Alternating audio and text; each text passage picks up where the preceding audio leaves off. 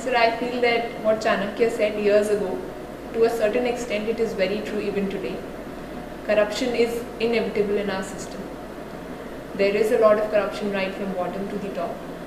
But I feel, sir, that today with the maturization of our democracy, there is also a certain system of accountability and transparency. What was your optional subject in the UPSC? Sir, economics.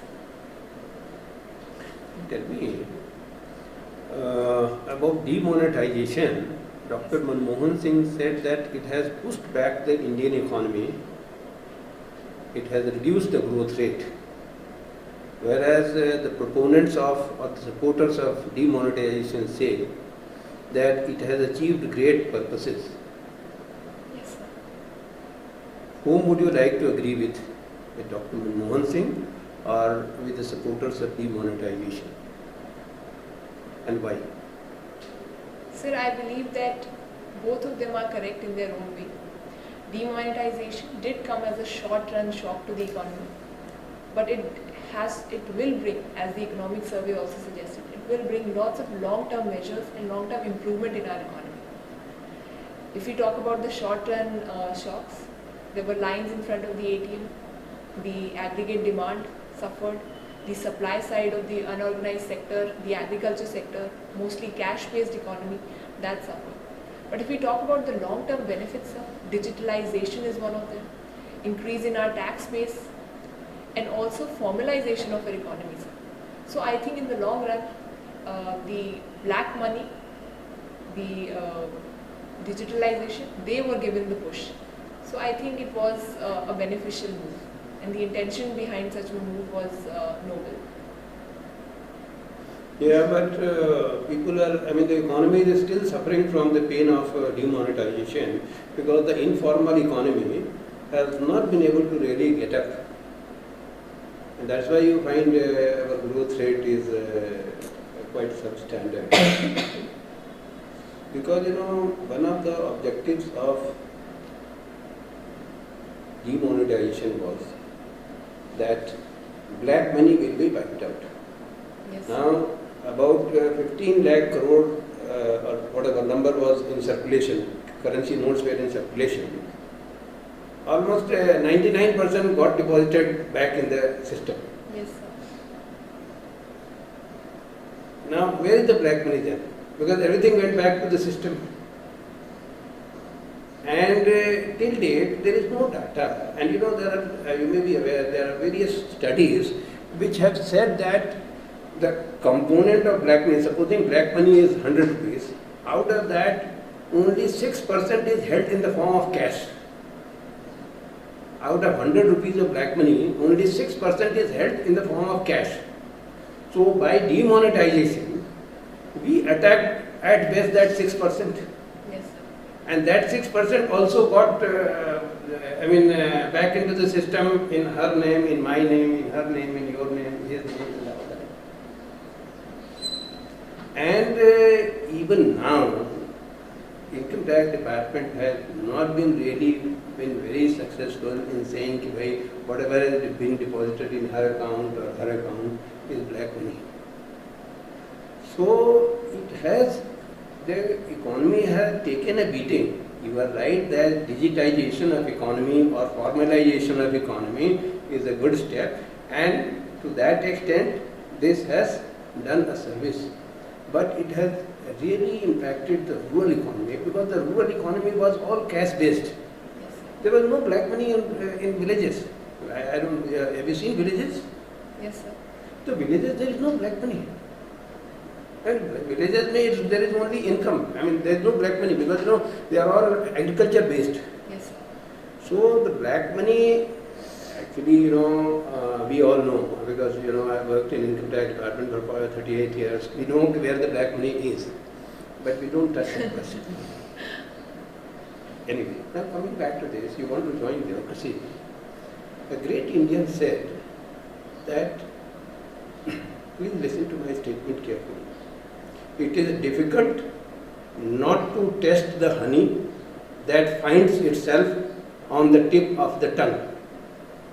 It is difficult not to test the honey that finds itself on the tip of the tongue. Yes. This was said about the bureaucracy. Can you tell me who said this? Sir, I'm not really aware of who said Okay, this. sure. Anyway, Kautilya said this in Arthashastra. Kautilya wrote in Arthashastra long back. Now, do you think it is true today also in terms of when we try to measure bureaucracy in terms of corruption or probity or integrity? How do you view the bureaucracy, Indian bureaucracy today? Is it free from corruption? Are they not testing the honey that finds itself on their tongue? Sir, What is your view on this? Sir, I feel that what Chanakya said years ago, to a certain extent it is very true even today. Corruption is inevitable in our system. There is a lot of corruption right from bottom to the top. But I feel, sir, that today with the maturization of our democracy, there is also a certain system of accountability and transparency which is got into. As the Indian democracy has progressed, sir, public accountability and fairness, the Right to Information Act, the recent voluntary retirement to a large number of tax department officials, all these measures, sir, and more importantly the use of technology that we have seen in the recent years, they are trying to reduce this corruption. And also, sir, I feel that not everyone in the bureaucracy is corrupt, but at times the work conditions are such that people are forced into it, or the work culture develops in a way that the discipline goes away. So I think the more we sensitize our bureaucracy right from the beginning, if we train them in the right values, ethical values, then I think change can be brought in. Yes. Apart from attitudinal change that you are talking about, what we can do is we can reduce the human interface. Yes. We can make better use of computers. Yes. Don't meet a person with whom you have work. Like supposing somebody wants some grant from you. You are a district collector somewhere. Somebody wants a grant for the school or whatever. You don't meet her. Just see the application on the internet. Yes. And have the criteria prescribed. Whether that criteria meets, if it meets, the grant goes. And the corruption happens when two persons meet. When you are only looking at the computer, there can be no corruption. Yes, sir.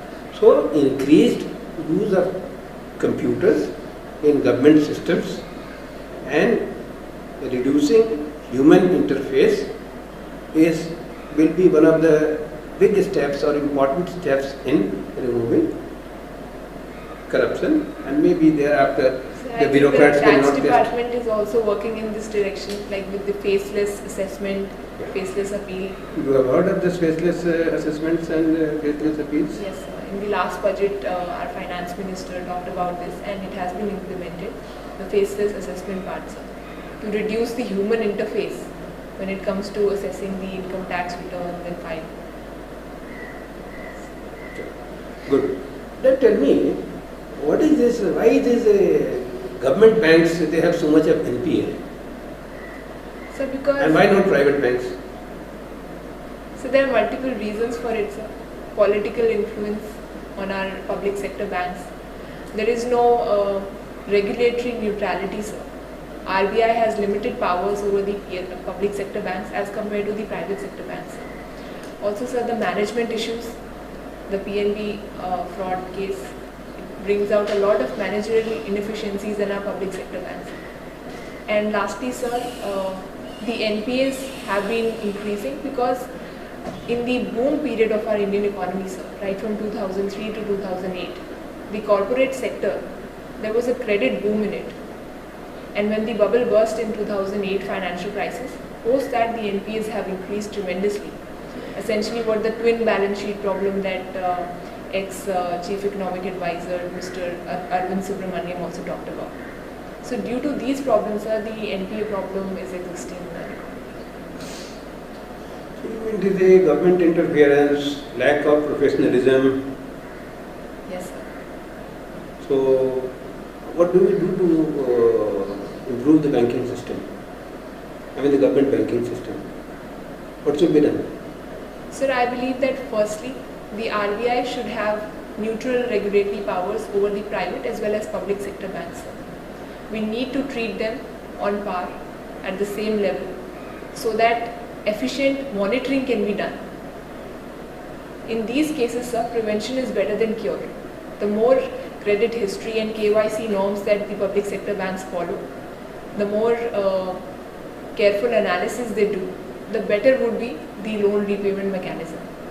Also, sir, the central repository of credit that the RBI is going to implement very soon, I think that will give a big boost to reducing these NPA problems, because if you have the credit history of the person from whichever bank that person has taken loan, whether they have repaid, how is their income flow and how is their repayment mechanism, I think all these things can help.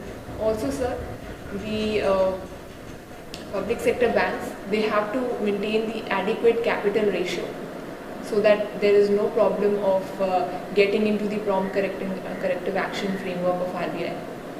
So capital adequacy, effective monitoring, regulatory neutrality of the RBI, and also infusing competition into the banking sector, sir.